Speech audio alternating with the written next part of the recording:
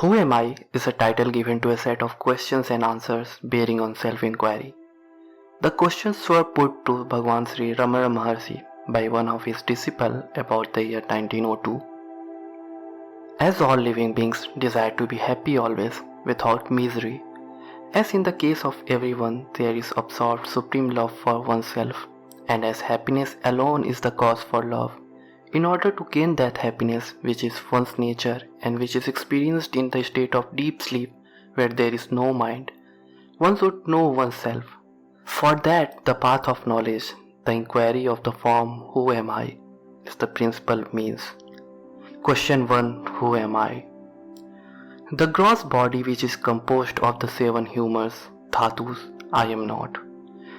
The 5 cognitive sense organs which is the sense of hearing, touch, sight, taste and smell, which is apprehended their respective objects which sound, touch, color, taste and odor, I am not. The 5 cognitive sense organs which the organs of speech, locomotion, grasping, exertions and procreation, which have as their respective functions speaking, moving, grasping, excretion and enjoying, I am not. The 5 vital airs, prana, etc., which performs respectively the 5 functions of inbreathing, etc., I am not. I am not even the mind which thinks, the nescience too, which is endowed only with the residual impressions of objects, in which there are no objects and no functionings, I am not. Questioner: if I am none of these, then who am I? Bhagwan: after negating all the above mentioned, as not this, that awareness which always remain, that I am. Questioner: what is the nature of awareness? Bhagwan: the nature of awareness is existence, consciousness, bliss. Questioner: when will the realization of the self be gained? Bhagwan: when the word which is what is seen has been removed, there will be realization of the self, which is the seer. Questioner: will there not be realization of self even while the word is there? Bhagwan: there will not be. Questioner: why? Bhagwan: the seer and the object seen are like the rope and the snake. Just as the knowledge of the rope, which is the substract, will not arise unless the false knowledge of the illusionary serpent goes, so the realization of the self, which is the substract, will not be gained unless the belief that the word is real is removed. Questioner: when will the word which is the object seen be removed? Bhagwan: when the mind, which is the cause of all cognitions and of all actions, become quiescent, the word will disappear. Questioner: what is the nature of mind? Bhagwan: what is called mind is a wondrous power residing in the self. It causes all thoughts to arise. Apart from thoughts, there is no such thing as mind. Therefore, thought is the nature of mind. Apart from thoughts, there is no independent entity called the word. In deep sleep, there are no thoughts and there is no word. In the state of waking and dream, there are thoughts and there is a word also. Just as the spider emits the thread of the web out of itself and again withdraw it into itself, likewise the mind projects the word out of itself and again resolves it into itself. When the mind comes out of the self, the word disappears. Therefore, when the word disappears, the self does not appear, and when the self appears, the word does not appear. When one persistently inquires into the nature of the mind will end leaving the self. What is referred to as the self is the Atman. The mind always exists only in dependence on something gross. It cannot stay alone. It is the mind that is called the subtle body or the soul, Jiva. What is the path of inquiry for understanding the nature of the mind? Questioner asked. Bhagwan: that which arises as I in this body is the mind. If one inquires as to where in the body the thought I arises from, one would discover that it rises in the heart. That is the place of the mind's origin. When if one thinks constantly I, one will be led to that place.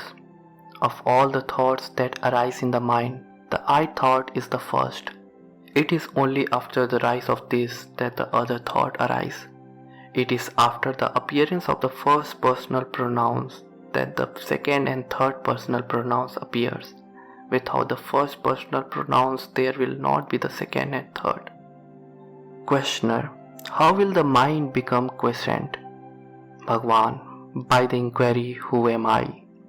The thought who am I will destroy all other thoughts, and like the stick used for stirring the burning pyre, it will itself in the end get destroyed. Then there will arise self-realization.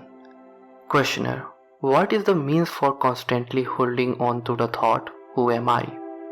Bhagwan: when other thoughts arise, one should not pursue them, but should inquire, to whom do they arise?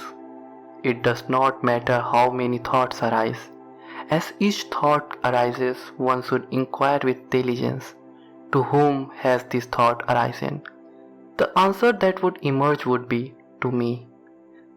Thereupon, if one inquires, who am I? The mind will go back to its source, and the thought that arose will become quiescent. With repeated practice in this manner, the mind will develop the skill to stay in its source. When the mind that is subtle goes out through the brain and the sense organs, the gross names and forms appear. When it stays in the heart, the names and forms disappear. Not letting the mind go out, but retaining it in the heart is what is called inwardness. Letting the mind go out of the heart is called externalization. Thus, when the mind stays in the heart, the I, which is the source of all thoughts, will go, and the self which ever exists will shine. Whatever one does, one should do without the egoity, the I. If one acts in that way, all will appear as the nature of Shiva, that is God. Questioner: are there no other means for making the mind quiescent? Other than inquiry, there is no adequate means. If through other means it is sought to control the mind will appear to be controlled, but will again go forth. Through the control of breath also, the mind will become quiescent, but it will be quiescent only so long as the breath remains controlled. And when the breath resumes, the mind also will start moving and will wander as impelled by residual impressions. The source is the same for both mind and breath. Thought indeed is the nature of the mind. The thought I is the first thought of the mind, and that is egoity. It is from that whence egoity originates that breath also originates. Therefore, when the mind becomes quiescent, the breath is controlled, and when the breath is controlled, the mind becomes quiescent. But in deep sleep, although the mind becomes quiescent, the breath does not stop. This is because of the will of the God, so that the body may be preserved and other people may not be under the impression that it is dead. In the state of waking and in samadhi, when the mind becomes quiescent, the breath is controlled. Breath is the gross form of mind. Till the time of death, the mind keeps breath in the body, and when the body dies, the mind takes the breath along with it. Therefore, the exercise for breath control is only an aid for rendering the mind quiescent. It will not destroy the mind. Like the practice of breath control, meditation on the forms of God, repetition of mantras, restriction on food, etc., are but aids for rendering the mind quiescent. Through meditation on the form of God and through repetition of mantras, the mind becomes one-pointed. The mind will always be wandering, just as when a chain is given to an elephant to hold in its trunk, it will go along grasping the chain and nothing else. So also when the mind is occupied with the name of form, it will grasp that alone. When the mind expands in the form of countless thoughts, each thought becomes weak, but as thoughts get resolved, the mind becomes one-pointed and strong. For such a mind, self-inquiry will become easy. Of all the restrictive rules, that relating to the taking of sattvic food in moderate quantities is the best. By observing this rule, the sattvic quality of mind will increase, and that will help to self-inquiry. Questioner: the residual impressions, that is thoughts, of objects appear wending like the waves of an ocean. When will all of them get destroyed? Bhagwan: as the meditation on the self rises higher and higher, the thoughts will get destroyed. Questioner: is it possible for the residual impressions of objects that came from beginningless times as it were to be resolved and for one to remain as the pure self? Bhagwan: without yielding to the doubt, is it possible or not, one should persistently hold on to the meditation on the self. Even if one be a great sinner, one should not worry and weep, "Oh, I am sinner, how can I be saved?" One should completely renounce the thought, "I am a sinner," and concentrate keenly on the meditation on the self. Then one would surely succeed. There are not two minds, one good and the other evil. The mind is only one. It is the residual impressions that are of two kinds, auspicious and inauspicious. When the mind is under the influence of auspicious impressions, it is called good, and when it is under the influence of inauspicious impressions, it is regarded as evil. The mind should not be allowed to wander through worldly objects and what concerns other people. However bad other people may be, one should bear no hatred for them. Both desire and hatred should be eschewed. All that one gives to others, one gives to oneself. If this truth is understood, who will not give to others? When oneself arises, all arises. When oneself becomes quiescent, all become quiescent. To the extent we behave with humility, to that extent there will result good. If the mind is rendered quiescent, one may live anywhere. Questioner: how long should inquiry be practiced? Bhagwan: as long as there are impressions of objects in the mind, so long the inquiry "who am I" is required. As thoughts arise, they should be destroyed then and there, in the very place of their origin, through inquiry. If one resorts to the contemplation of the self unintermittently until the self is gained, that alone would do. As long as there are enemies within the fortress, they will continue to sally forth. If they are destroyed as they emerge, the fortress will fall into our hands. Questioner: what is the nature of self? Bhagwan: what exists in truth is the self alone. The word, the individual soul, and God are appearance in it. Like silver in mother of pearl, these three appear at the same time and disappear at the same time. The self is that where there is absolutely no I thought. That is called silence. The self itself is the word. The self itself is I.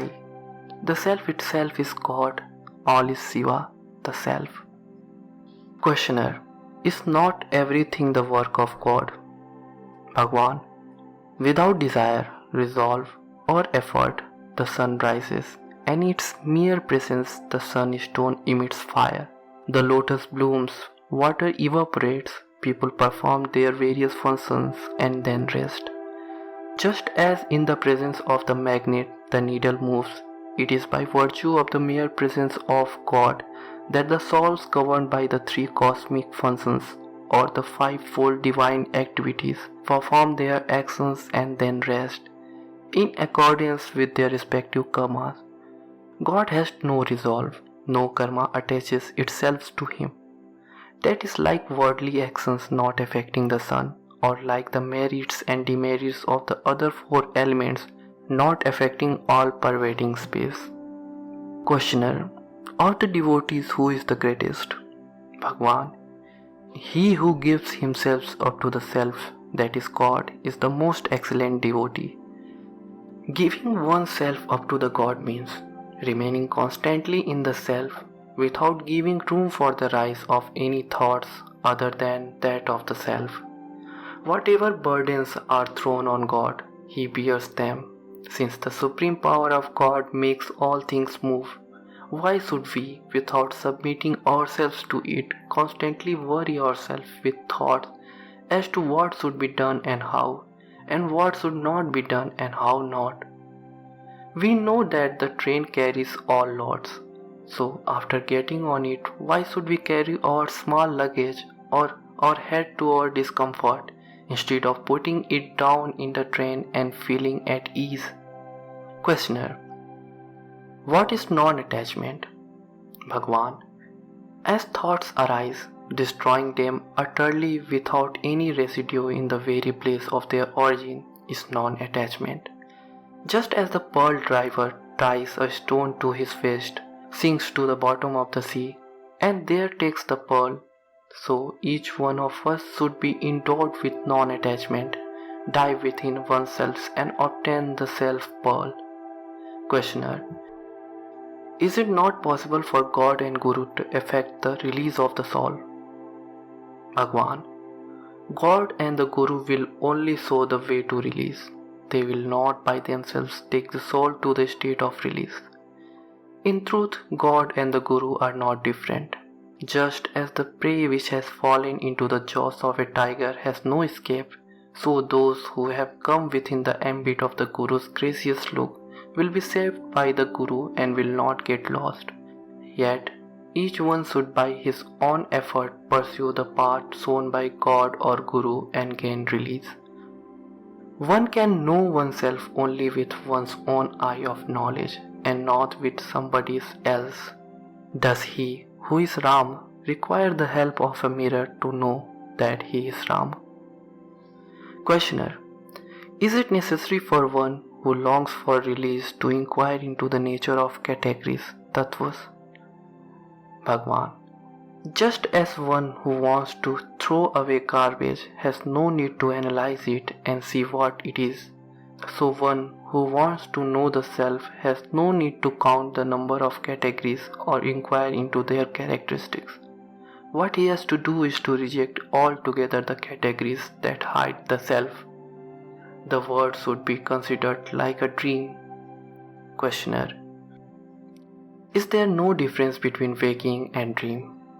Bhagwan: waking is long and dream short. Other than this, there is no difference. Just as waking happenings seem real while awake, so do those in dream while dreaming. In dream, the mind takes on another body. In both waking and dream states, thoughts, names, and forms occur simultaneously.